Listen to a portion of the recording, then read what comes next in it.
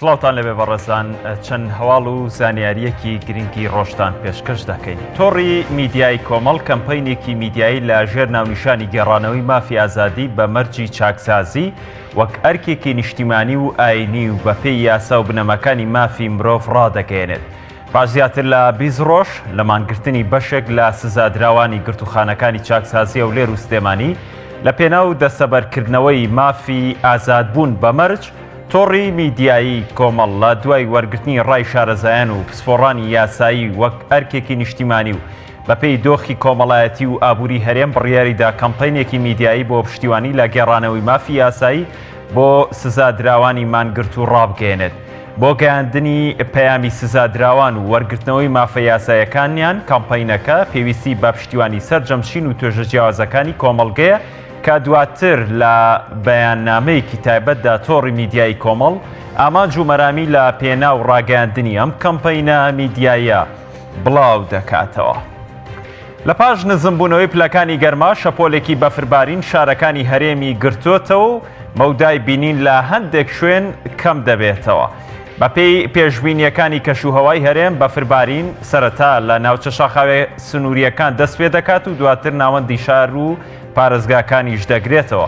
هەر بەپێی پێشبینیەکان شەپۆلەکە بە ڕێژەی جیا ناوەندی پارێزگاکان دەگرێتەوە و لە هەندێک شوێنیش باران دەبارێت و لە کۆتایی شەویش پلەکانی گەرما دەگەڕێتەوە ڕۆژانی یاسایی و کەشوهەوا جێگیر دەبێتەوە.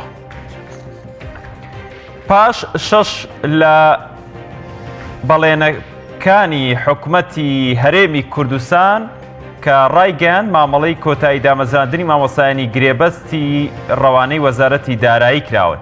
ئاماژ ڕەحیم سکرتێری ئەنجومەنی وەزیرانی هەرێمی کوردستان ڕایگەیاند بە نووسراوی سەرۆکایەتی ئەنجومەنی وەزیران ناوی سەرجەم مامۆستایانی گرێبەست ئاڕاستەی وەزارەتی دارایی و ئابووری کراون بۆ دەستپێکردنی مامەڵەی کۆتایی دامەزراندن و دەست بەکاربوونیان وەک مامۆستای هەمیشەی.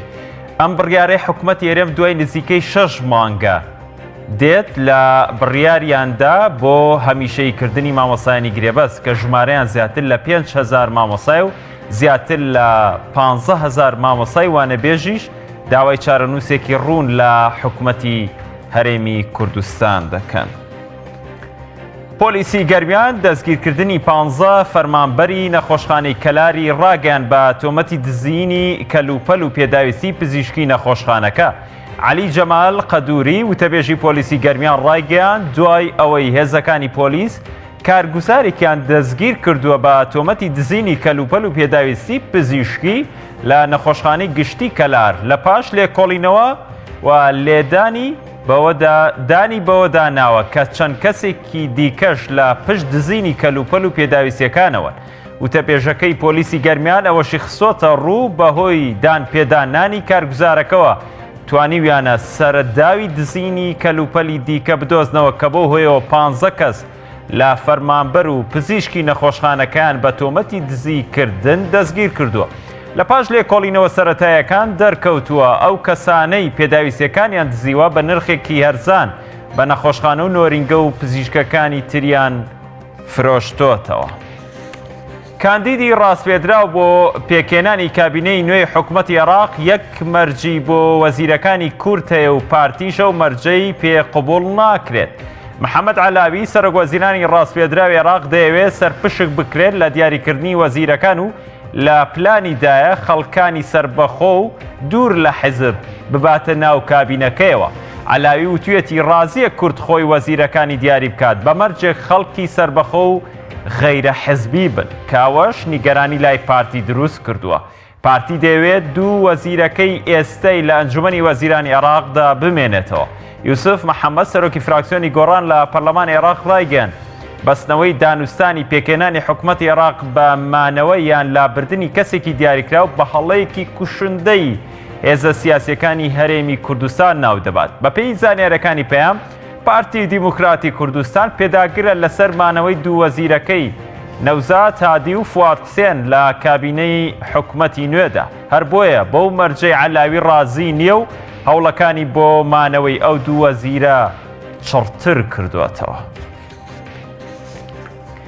سکرتێری گشتی هاوپەیمانی باکووری ئەتڵەسی ناسراو بە ناتۆ ڕایگەیاندتا و کاتەی لە عێراقدا پێشوازیان لێ بکرێت لە وڵاتە دەمێننەوە و پەرە بە ڕاهێنان بە هێزە عێراقیەکان دەدەن. لە دوای بڕیاری ئەنجومەنی نوێنەرانی عێراق بۆ کردنە دەرەوەی هێزە بیانیەکان سەرجەم وەزیرانی بەرگری وڵاتانی بەشدار لە ناتۆ لە بڕۆکسل کۆبوونەوە بڕیاریاندا لە عێراق بمێننەوە بە پەرەش بە ڕاهێنانە سەربازیەکانیان بدەن.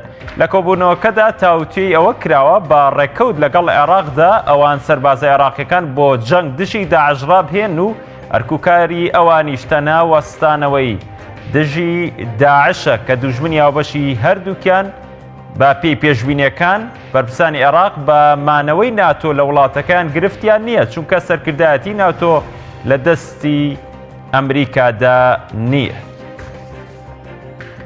ژمارەی تووشبووان بە ڤایرۆسی کۆڕۆنا لە چین بەرزتر دەبێتەوە بە پێی نوێترین ئامار 1114 کەس گیانیان لەدەستدا و زیاتر لە 45,000 کەسی دیکەش تووشی ئەو ڤایرۆسە بوون. ڕێژەی مردن با کۆڕۆنا لە چین ڕۆژ لە دوای ڕۆژ زیاتر دەبێت و هیچ سەرەداوێکیش بۆ کۆنتڕۆڵکردن یاخود دۆزینەوەی چارەسەرێک دیاری نییە و ڕێکخراوی تەندروستی جیهانیش دەڵێت دۆزینەوەی ڤاکسینی دژە ڤایرۆسی کۆڕۆنا 18 مانگی پێویستە کاوەش داهاتوویەکی مەترسیدار نیشانی چین و جیهان دەدات. ڤایرۆسی کۆڕۆنا لە 31 ناوچەی چین و لە 33 وڵاتی جیهان بڵاو بۆتەوە حاڵەتە فەرمیەکانیش تۆمار کراون. بەپێی هەندێک لە تۆماری ڤیدۆیی ناو نەخۆشخانەیەکی شاری ووهانی چین کە بڵاو بۆتەوە پزیشک و پەرستارەکانی ناو نەخۆشخانەکان ڤایرۆسەکە زۆر لەوە بە کوشندەتر و ترسناکتر وێنا دەکەن کە لایەنە فەرمیەکانی وڵات بڵاوی دەکەنەوە. کۆمپانیای سامسۆنگ بە مەبەستی پارێزگاریکردن لە پێگەکەی خۆی ڕایگەیاندووە کە مۆبایلە چەماوەکەی دەخاتە بازاڕەوە کە بنەوەی پێنجەم کار دەکات. کۆمپانیای سامسۆنگ لە ساڵی ڕابردوودا نوێترین مۆبایلی چەماوەی ڕاگەیاندووە بەڵام دەرکردنی مۆبایلەکەی دواخست.